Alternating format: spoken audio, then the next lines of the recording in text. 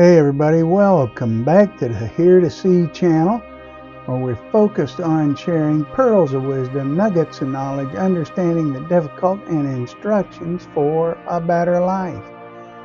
Jeremiah, an overview. The weeping prophet to a backslidden nation. Jeremiah, the next Bible book in our walk through the Bible. Jeremiah. As always, we'll look at Dr. Chuck Swindoll's Insight for Living webpage, which has overviews on each book of the Bible, to include who wrote the book, where are we, why is Jeremiah so important, what is the big idea, how do I apply this, and a Bible study aid, a wonderful Bible study chart. So now, let's check out Jeremiah. So, who wrote the book? The son of a priest from the small town of Anathoth in Judah, the prophet Jeremiah dictated prophecies from the Lord to his secretary, Baruch. Because of Jeremiah's lineage, he would have been raised a priest, though no record of his priestly service exists.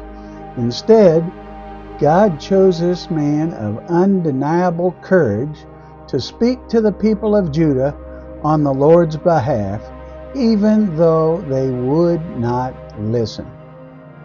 Jeremiah was nearly 20 years old when he began to prophesy, and he continued in that office for the rest of his adult life, some 40 years or more. Because his message held little weight with the people, Jeremiah's prophecies reveal a substantial amount of emotional depth, often sorrow over the plight of God's people or his own troubles. Reference Jeremiah chapter 12 verses 1 to 4 and chapter 15 verse 10.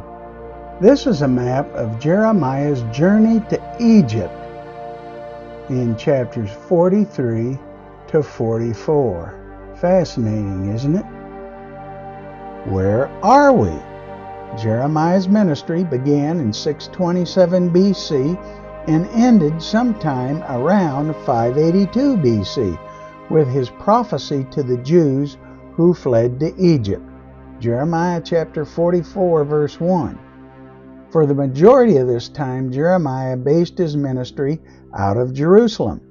The southern kingdom of Judah fell during Jeremiah's prophetic ministry, 586 BC, having been threatened for many years by outside powers, first Assyria and Egypt, and then by their eventual conquerors, Babylon. Jeremiah found himself addressing a nation's hurtling headlong toward judgment from God. The Israelites may have feared the future as the outside powers drew near, but rather than respond with humility and repentance, the people of Judah primarily lived as islands unto themselves, disregarding both the Lord's commandments and the increasing danger that resulted from their disobedience. Why is Jeremiah so important? The prophecies of Jeremiah offer us a unique insight to the mind and heart of one of God's faithful servants. The book includes numerous personal statements of emotional engagement, painting Jeremiah not merely as a prophet brought on to the scene to deliver God's message, but also as a red-blooded human being who felt compassion for his people, desired judgment for evildoers, and was concerned about his own safety as well. Significantly, the book of Jeremiah also provides us the clearest glimpse of the new covenant God intended to make with his people once Christ came to earth. The new covenant would be the means of restoration for God's people, as he would put his law within them, writing it on their hearts of flesh rather than on tablets of stone. Rather than fostering our relationship with God through a fixed location like a temple, he promised through Jeremiah that his people would know him directly, a knowledge that comes through the person of his Son, Jesus Christ. Jeremiah chapter 31, verses 31 to 34. See also Hebrews chapter 8, verse 6. Jeremiah. What's the big idea? Because Jeremiah prophesied in the final years of Judah before God's people were exiled to Babylon, it makes sense that the book's overarching theme is judgment. Indeed, the first 45 chapters focus primarily on the judgment coming to Judah because of its disbelief and disobedience. However, an element of grace is also present in these events. The fall of Jerusalem comes nearly 900 years after the original covenant between God and the Israelites in the Sinai desert. Exodus chapter 24, verses 1 to 18.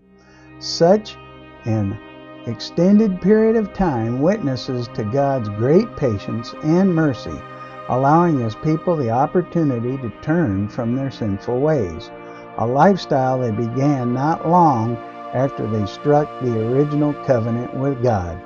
Chapter 32, verses 1 to 35. How do I apply this? Seeing God's patience with his people in the Old Testament reminds us that God has always been and continues to be merciful, that his chosen people routinely ignored the covenant they made with him for the better part of a millennia without immediate death and destruction should give us hope in our own struggles with living well from God. Though we fail him, he is patient with us, working in us to bring about the best of our lives. But the book of Jeremiah also reminds us that an end will certainly come, a truth that should spur us to follow after God wholeheartedly. Will you follow him? And there's the copyright by Charles R. Swindoll, rights reserved. And now, the Bible study chart. And we'll zoom in so we can get a better look at it.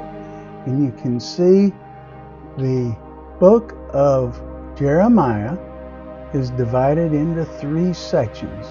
Judah's sin and judgment, Jeremiah 1 through 45, which covers Jeremiah's call, idolatry, corrupt leadership, moral compromise, exhortations to Judah, promises of restoration, and the fall of Jerusalem and the aftermath through chapter 45. Then the next section is prophecies against the nations, Jeremiah chapter 46 to 51. Egypt, Philistia, Moab, Ammon, Edom, Damascus, Kedar and Hazar, Elam and Babylon. And the last section, a sobering ending, Jeremiah chapter 52, Jerusalem in ruins. Fascinating Bible study chart as always by the Dr. Charles Swindoll's Ministries. Be sure to check that out. Links in the description below. Jeremiah, the weeping prophet to a backslidden nation, will be walking through Jeremiah a chapter at a time, doing a Hear Journal video on each chapter, just like we've done with other videos.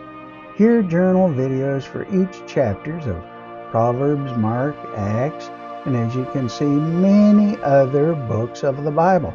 We're on our way through the entire Bible. Eventually, we'll have a Hear Journal video on every chapter in the entire Bible. Come along with us. You'll be glad you did.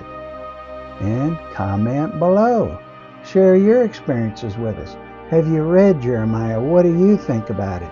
Do you know Jesus? If not, read the Gospel of John chapter 3 and talk to God about it.